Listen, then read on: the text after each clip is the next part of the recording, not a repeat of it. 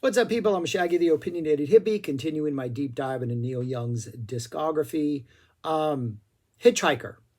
This is probably my last sort of 70s deep dive before our main timeline moves into the 80s. This is an album of material that was never released until 2017, but recorded on August 11th, 1976. It's Neil, a guitar, a piano in one song, a harmonica, and a bunch of really good songs, 10 of them. Neil intended to have this be released as an album. The studio was like, this is just a bunch of demos. What are you talking about? 8 of the 10 songs would eventually find their way onto an album prior to the official release of this in 2017. 2 of the songs would not be officially released until this album was dropped 41 years after the fact. Though one of those songs was played live in recent years.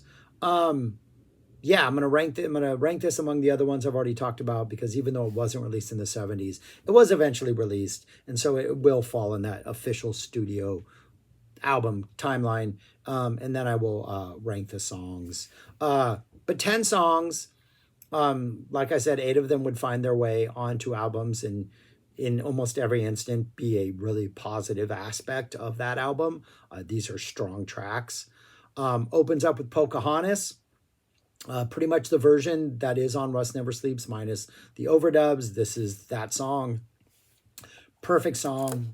Lyrics are amazing. The melding of, long ago and past and present together, effortlessly done in a way Neil does so well.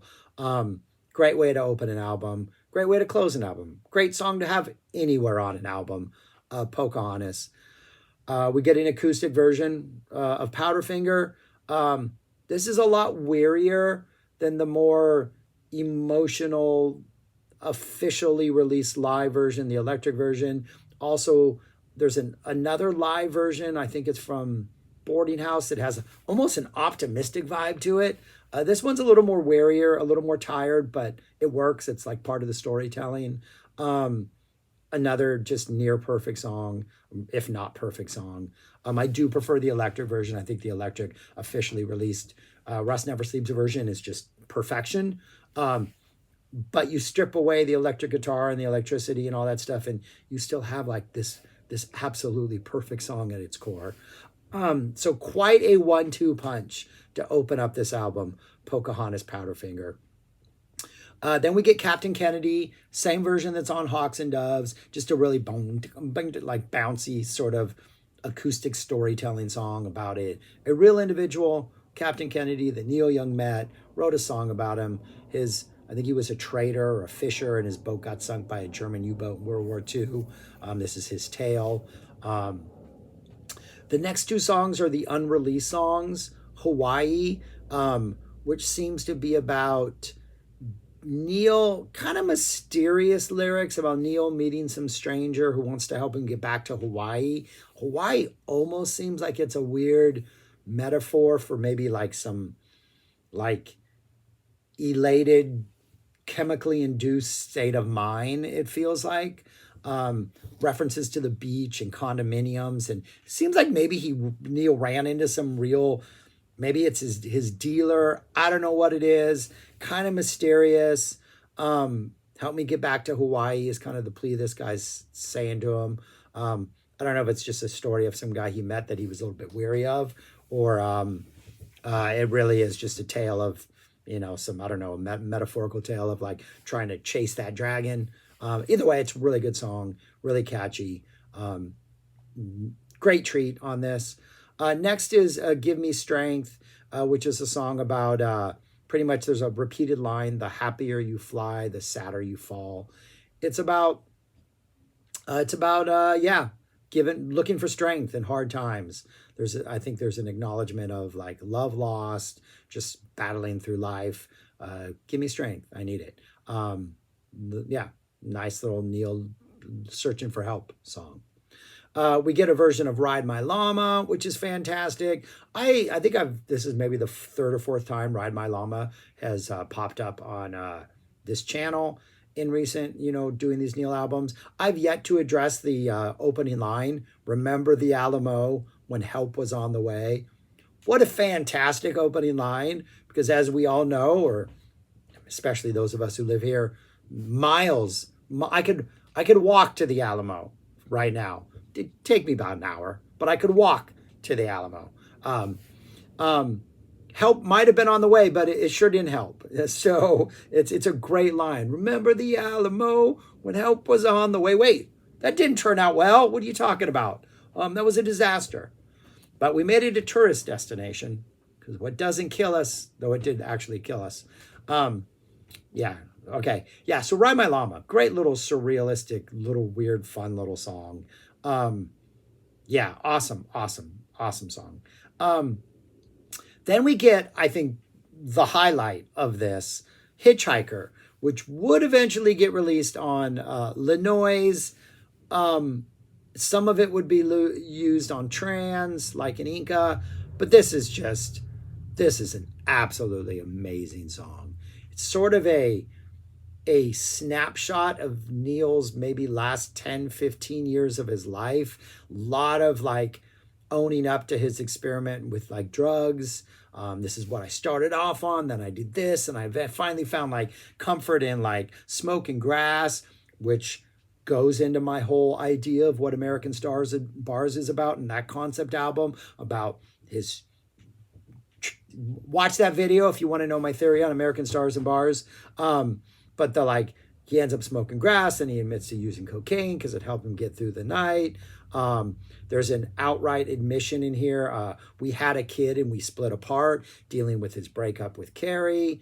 Ends with, I wish I was an Aztec or a runner in Peru. We get some of that sort of love of like native American, South American culture. A absolutely 4.5 minute, brilliant song. A highest energy of this. For Hitchhiker, like you have two images of a hitchhiker. Like I think there's that lone hitchhiker on a country road trying to get a ride in the middle of nowhere. The energy of this song and the momentum of this song and sort of just the urgency of this song. Now he's hitchhiking in LA. Like he's trying to get a ride on a freeway on ramp back when you were allowed to do those kind of things. Yeah, intense. Really excellent song. Like the acoustic bare bones version of this is kind of a must-hear version. Absolutely fantastic. Then we get Campaigner, which appeared on Decade. They took out a verse. Not my favorite song. Still kind of a good listen. Works well on this album. Even Richard Nixon has soul, I guess. Does he? Has he got soul? Not sure he does. Though, you know what? Now that I look at where we are in 2024, Richard Nixon had soul. Then we get Human Highway. I like this version of Human Highway. Nice warm harmonica to open up. It seems a little bit slower. This is, later in the night when he's recording these things. Maybe he's a little more tired. I like the sort of weary energy that this version has. This might be my favorite version of Human Highway. There's been a bunch of them in this era as he's done live versions and recorded it for albums. And I really like this version. And then a piano version of American Stars of the Old Country Waltz, which would appear on American Stars and Bars as the opener. I like the piano version of this too. I like I don't know, something about it. Probably would have worked as just a solo acoustic thing, but the sort of intimacy of this song works really well. A really good listen. Like there's not a bad song on here. If you're a hardcore Neil fan, you're hearing these things in a different context, so it's kind of weird. I do think Pocahontas and Powderfinger work better on Rust Never Sleeps, but they're still powerful songs here. Captain Kennedy is much needed on Hawks and Doves. But the trio of Hawaii, Give Me Strength, and the acoustic version of Hitchhiker, like that almost makes this like a mandatory listen, because those things are fantastic. And I think the Human Highway, I think this is maybe the best version of that. I think the energy of this matches the lyrics of the song, I think, the best. But yeah, this is a solid listen. If I had to rank the songs, we're going to do that first because I think that's a little less controversial in my own mind. Pocahontas, just yeah, perfect. Powderfinger, but Hitchhiker clearly at number 3. That's a big draw to this album. Hawaii, fantastic. Ride My Llama, Human, Give Me. Okay, yeah, that's what they look like. Campaigner at the bottom. I've never, not a bad song, but it's never been one of my favorite. Captain Kennedy has that pluck to it that I like. And then ranking the album, I'm very well aware of what's on all these other albums, which is why I put it all the way at number 12. It's a great listen, but so is Chrome Dreams, so is American Stars and Bars, so is After the Go, so all the way up on the list. Really, everything from Hitchhiker up are just like almost S tier albums. Like I'm gonna defend American Stars and Bars to the death. I love that album. And then we drop off from Long May You Run Down. Homegrown is okay. I just think almost everything on Homegrown works better on different albums. So to me, that's of the old ones that were not released that could have been released. Homegrown is the one that I think cutting it up and having it be spread out where it was that was the right choice. The other ones maybe not so much, but yeah, that would be my ranking so far of what are all been really, really, really, really, really good albums. All right, that's all I got on this. Thanks for watching. Subscribe, like, share, comment. Let me know your thoughts on this album. And yeah, that's all I had. Go listen to Neil Young. If you have not heard this, just for the title track, it's absolutely fantastic. And for Hawaii, for Give Me Strength, check them out. Good listen. That's all I got. Peace. Talk to you later.